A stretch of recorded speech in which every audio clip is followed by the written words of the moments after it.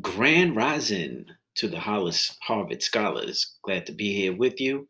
Glad you're here. Hope you had a great weekend with some beautiful weather. It was my sister's birthday. So happy birthday, Kathy. Happy birthday, Miss Charles. She is awesome. Went into her Zoom class the other day. She really has it going on. I learned some things, so hopefully I can incorporate that into our lessons as well, into the Zoom lessons. It was great. You guys got to come visit. Thank you to those who always do come and visit, and we get some work done.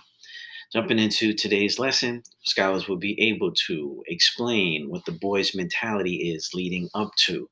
Okay, we now know the themes of fear and leadership, and who's in charge, and the battle between the two tribes and the two groups, and what it's leading to. Since we've gotten to chapter 9, scholars will be able to provide evidence to show how Simon is different from the other boys. Simon is with a capital. Make sure that you make these small corrections.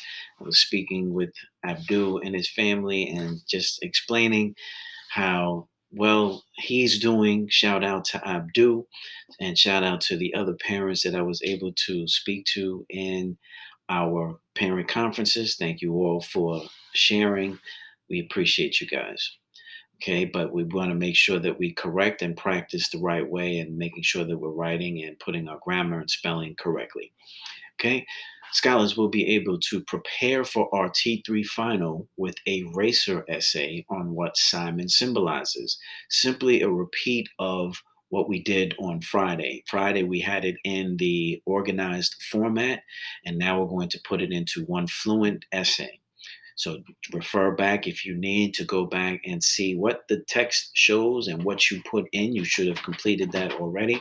And now you'll be able to easily write your essay. Same topic that we'll be dealing with, what Simon symbolizes.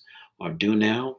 You've had the vocabulary quiz. I wanted to give you that up front or a little ahead of the game instead of at the end of the week so that we can work on understanding meaning of the word, and we're going to be seeing it in the reading. I'm going to have a second video with the reading of a section of chapter 9 that will help you answer our reading questions below. The word of the day is idol. Idol means something or someone you admire very much, or a picture or statue that is worshipped as a god. So, we're going to see some evidence today in the text that we read about what an idol represents, what character represents that. So, as we're reading today, think about that. And who do you think is going to end up being someone after you find out the definition of idol and idol worship? Who would that be? Which character? I challenge you off the top if you can guess. Here is a read. This is from the second commandment from the Bible.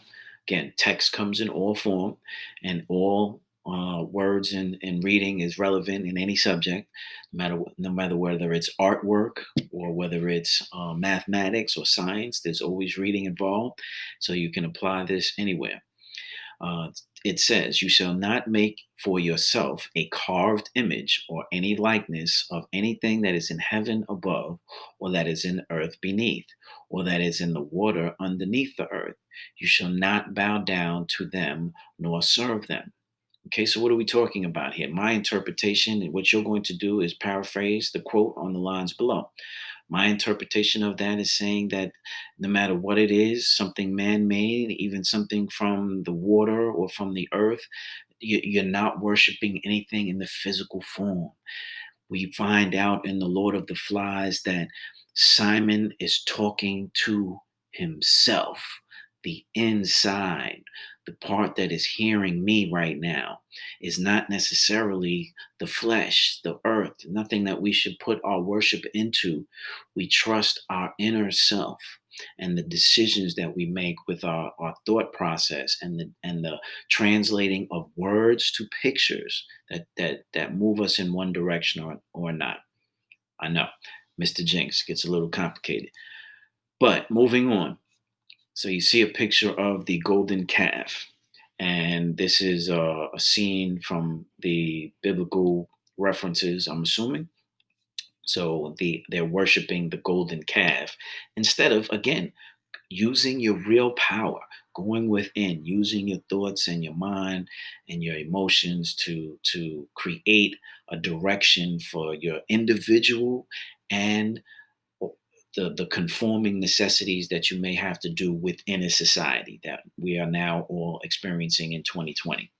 Okay, so the Lord of the Flies, we're going to be reading pages 169 to 176 today. Vocabulary words: derision, to make fun of someone else; succulent, very tasty and delicious; saunter, walk in a confident way; agony, extreme pain. And then before reading, what I want you to be thinking about at this point in the novel, what do you think is motivating Jack's tribe? What is motivating Piggy and Ralph? The two different directions in this novel, the conflict, what direction is it leading? Closely notice the way Jack speaks in this section. Okay, this is what the annotation focus, and again, I'm going to give detailed annotations and explanations in the reading. I'm going to be reading a certain section that's going to be able to help you answer these questions here. Some of them will be on page 171. Write the line that shows how Jack is being treated. Okay, there's a specific line. Follow the reading video. You'll be able to see that. What is the mood at Jack's tribe when Ralph and Piggy arrive? Write a line that foreshadows something that's to come. Again, it's on page 70. I'll point that out. Then write what you think it foreshadows instead of the margins in this line right here. Okay, what does it mean that Jack's tribe no longer recognizes the conch? Again, a shift in power. What is that representing? According to the boys, who do they want to kill? And so forth and so on. Then you're going to analyze this quote. The beast struggled forward, broke the ring, and fell over the steep edge of the rock to the sand by the water.